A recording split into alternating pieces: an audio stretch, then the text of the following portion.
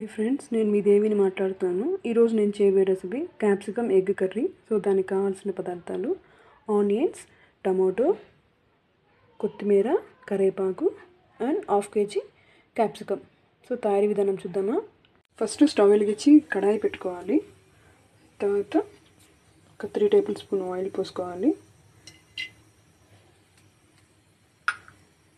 So oil heat ఎక్కాక పోపు దినుసులు వేసుకోవాలి.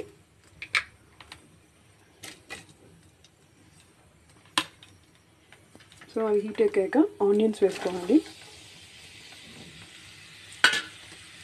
So onion బాగా ఫ్రై చేసుకోవాలి. బాగా మగ్గింది కదా, సో ఇప్పుడు టమాటో వేసుకోవాలి.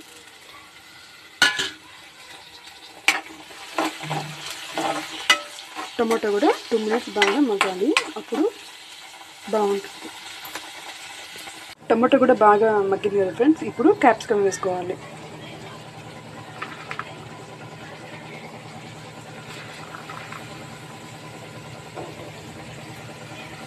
సో ఇది కూడా బాగా కలిపెట్టుకొని ఒక 2-3 మినిట్స్ కుక్ చేసుకోవాలి.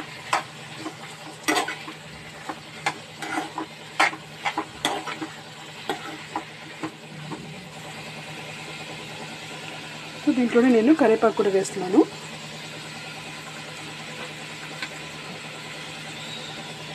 సో 2 మినిట్స్ మూత పెడతాం. బాగా మగ్గింది కదా, సో ఇప్పుడు కొంచెం పసుపు వేసుకోవాలి.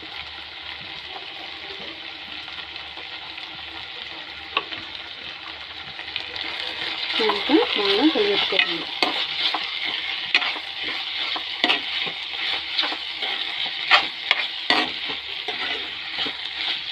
సో ఫ్రెండ్స్, ఇప్పుడు క్యాప్సికమ్ బాగా మగ్గింది కదా, దీంట్లో ఎగ్స్ వేసుకోవాలి. నేను 4 ఎగ్స్ వేస్తున్నాను ఫ్రెండ్స్. సో ఎగ్స్ వేసుకొని బాగా కలిపెట్టుకోవాలి.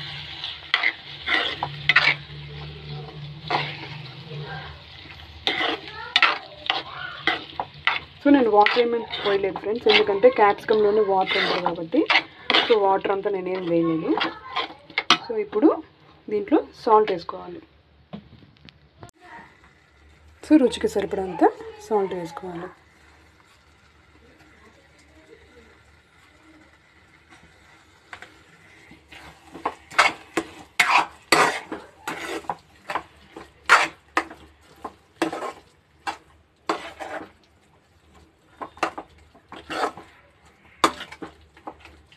సో 2 మినిట్స్ ఇలాగే మగ్గనివ్వాలి ఫ్రెండ్స్.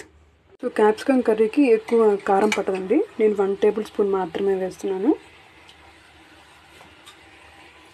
సో అయిపోవచ్చిందండి కర్రీ. క్యాప్సికమ్ ఎగ్ కర్రీ అయిపోయిందండి. ఇక దీంట్లో ముందు కొత్తిమీరతో గార్నిష్ చేసుకుంటే ఎంతో టేస్టీగా ఉంటే క్యాప్సికమ్ ఎగ్ కర్రీ రెడీ అండి. ఎంతో టేస్టీగా ఉండే క్యాప్సికమ్ ఎగ్ కర్రీ రెడీ అయింది ఫ్రెండ్స్. సో మీకు నచ్చిందనే అనుకుంటున్నాను. మీకు కానీ నచ్చితే లైక్ చేయండి, షేర్ చేయండి, కామెంట్ చేయండి ఫ్రెండ్స్. నా ఛానల్ని సబ్స్క్రైబ్ చేసుకోకపోతే సబ్స్క్రైబ్ చేసుకోండి. మరిన్ని వీడియోలతో మళ్ళీ మీ ముందుకు వస్తాను ఫ్రెండ్స్. Bye friends.